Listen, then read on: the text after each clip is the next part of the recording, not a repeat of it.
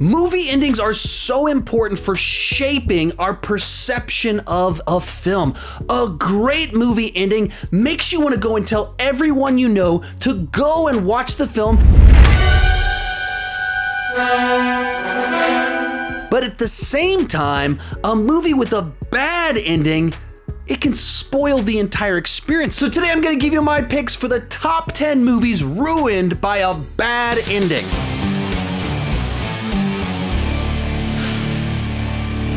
Hi, my name is Sean, and I love to talk about movies way too much. With that in mind, go ahead and join me down below in the comment section. Share your picks for the best examples of an otherwise good movie ruined by a bad ending. To state the obvious, there will be spoilers in this video.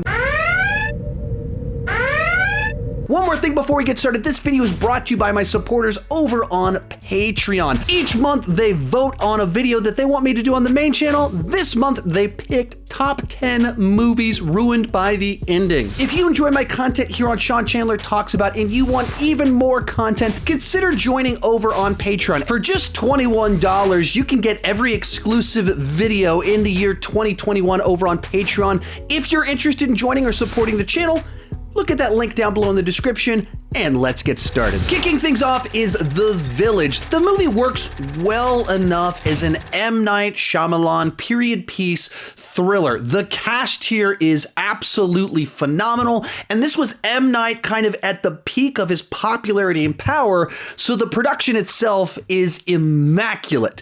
And then you kind of move into the third act, and you're wondering where exactly is all of this going, and we get the big twist reveal.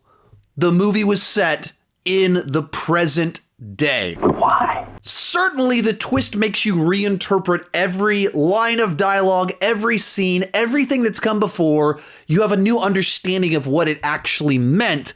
But the movie isn't saying anything, and it's not exploring anything. You don't reinterpret anything in any sort of meaningful way. You just feel like M. Night tricked you a little bit. It feels like he started with the twist and then developed the plot backwards. So while the movie comes off clever at the end, it doesn't come off meaningful and it doesn't have anything to say. Number 9 on our list is The Wolverine. This movie starts off as essentially James Mangold's prototype for Logan.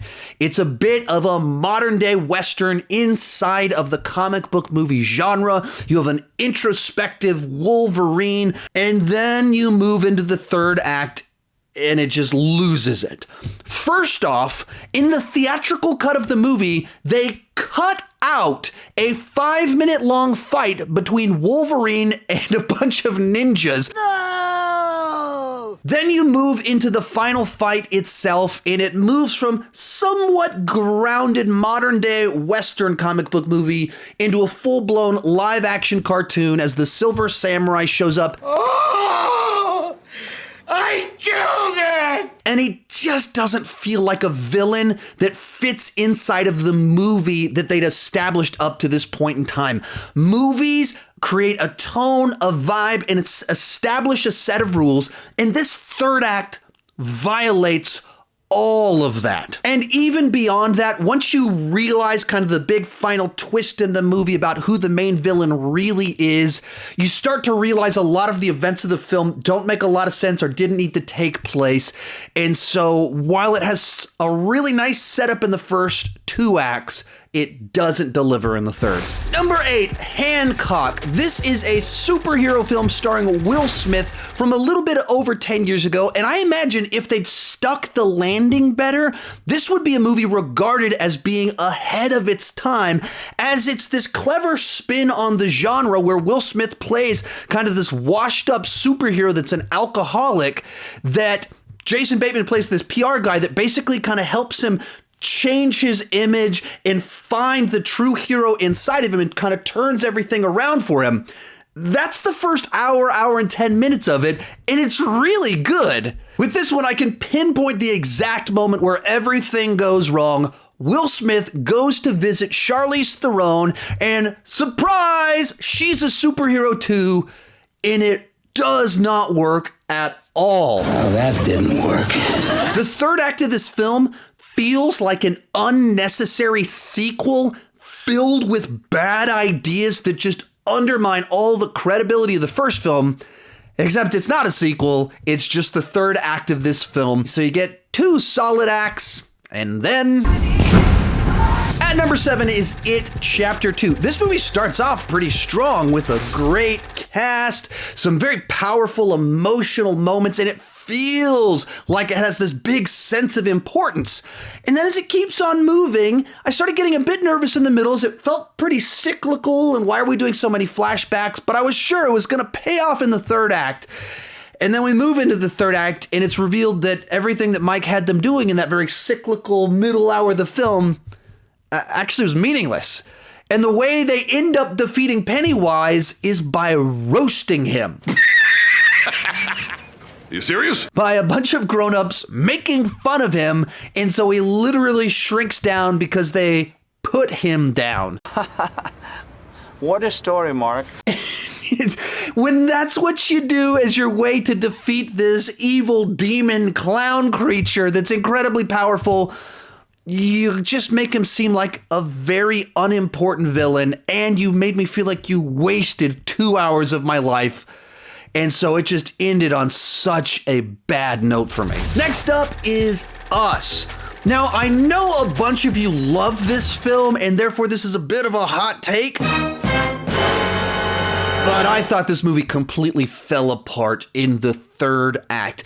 In the first 2 acts, when it's a home invasion film, I really enjoyed the film. Jordan Peele is great with the aesthetics. The performances are fantastic, where Lupita Nyong'o can be incredibly disturbing as well as emotional. Winston Duke is so fun and charismatic as the husband. But in the third act, as it moves from the home and it starts trying to give us answers, I thought it traded in all logic and plot coherence for the sake of its communicating its themes and relevant message. This means something.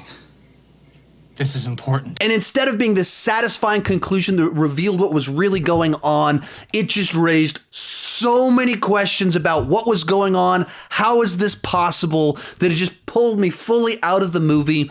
And even whatever it was going for with the message, I don't think the message works either. I think there's a lot of problems with what it was trying to communicate through this story, and so it just ruined the whole film for me.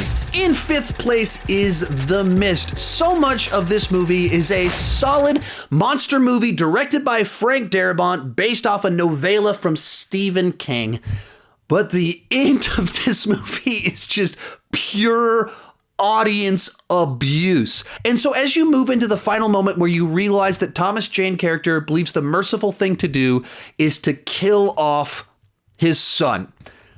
Brutal, but fair enough in light of what they've established.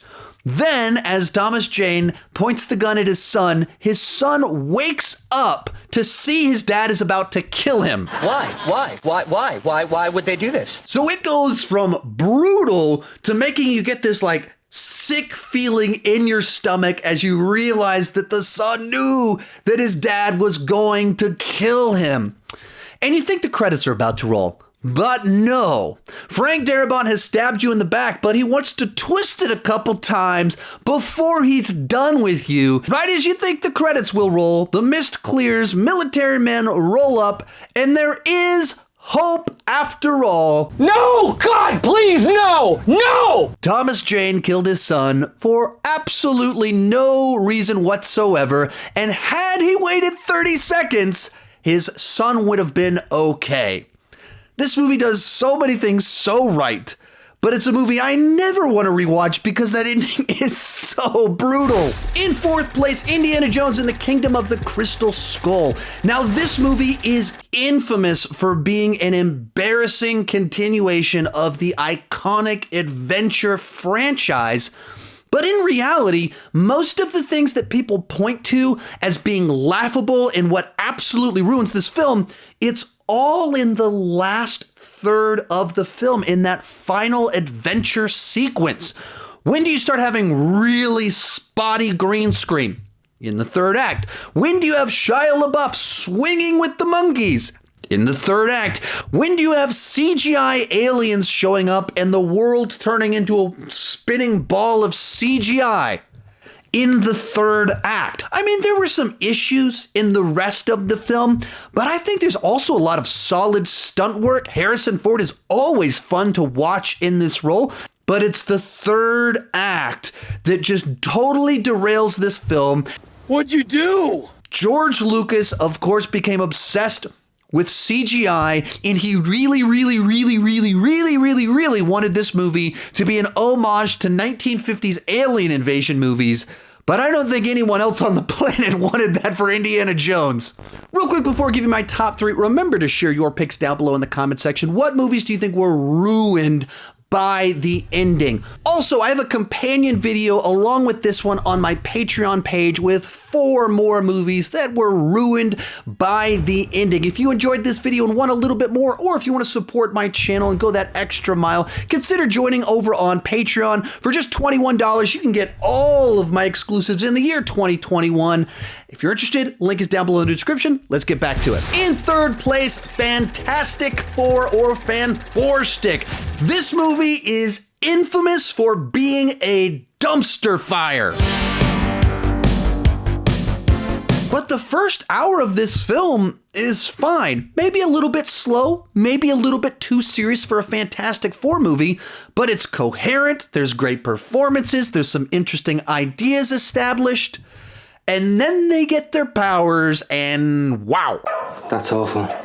Just awful. The movie infamously had a series of production issues, from the studio ordering Josh Trank to remove a bunch of action sequences right before they went into production, to Josh Trank having meltdowns on the set, to extensive reshoots. All of it shows on screen that this was an incomplete film that they tried to duct tape together at the last minute. Not a great plan. It actually gets pretty funny how weird it is. The main villain doesn't show up until 15 minutes before the movie ends, and he looks like literal garbage walking around. Ew. You can tell which scenes were reshoots because Sue Storm's wig is unbelievably obvious.